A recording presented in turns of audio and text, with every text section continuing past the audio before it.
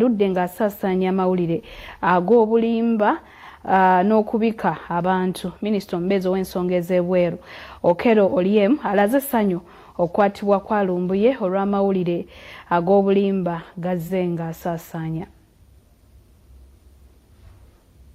Nga munaana omwezi guno Pulezidenti Museveni yalagira abakuumaddembe okukwata abo bonna abagenda bamubika nti yafaako ssa n'abagenda basiiwuuka empisa ku mitimbagano gya intaneti nga basaasaanya amawulire ag'obulimba.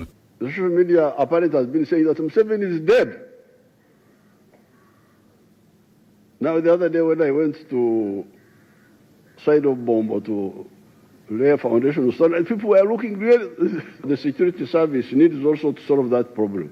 Omuyigo ku bantu bano gwatandika era leero amawulire gakedde kusaasaana nga galaga nti Fred Kajubi amanyiddwa ennyo nga Lumbuye akwatiddwa mu ggwanga lya Buturuki gy'abadde abeera. Minisita omubeezi ow'ensonga z'ebweru w'eggwanga Okello Oryem agambye nti bannayuganda basaanidde basanyukire okukwatibwa kwa Lumbuye abadde afuuse mukoko mu kujooga abakulembeze ba kuno. And if he's arrested because of a crime he committed, then he deserves to be arrested because he committed a crime. Anybody who commits a crime in any country whatsoever will pay the price for committing or breaking the law, including in Uganda. That person they're talking to is not a special person. Who is he to think that he can be above the law?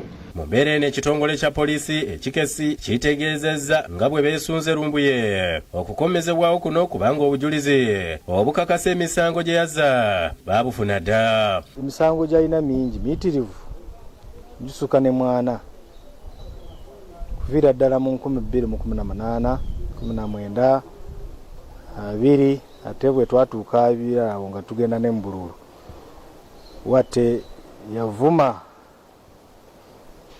n'akola emisango emingi ennyo n'adda ne mukati ne yeewogoma naye nga gyonna gyekuusa mu kusiga ensigo kyekituuseewo eri famire eno kyakira famire eno.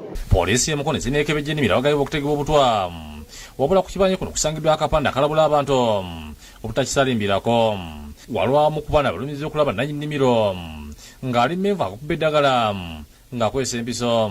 Ku makya twakedde ku luzzi ng'abaana balamu bwe tukomyewo nga Sharifu tumusanze eri mu fayini ng'ali kukaaba olubuto yali atemye akatooke n'ajjako ekiwaguye n'ali kati owasigadde ntumwala n'ekintu nga n'akwata akembu kamu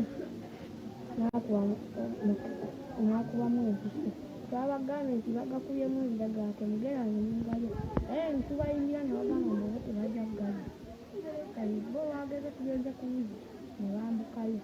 Ssentebe Ggombole Ndama John Bosco Esabira avumidde ekikolwa ekyettima poliisi egy'omulamu n'egutwala mu ddwaliro Kawolo okwongera okwekebejjebwa mu kiseera kino nkungu yadduse nga poliisi emuyiga atwala byokwerinda mu Ggombole Ndama Wambala Muhammad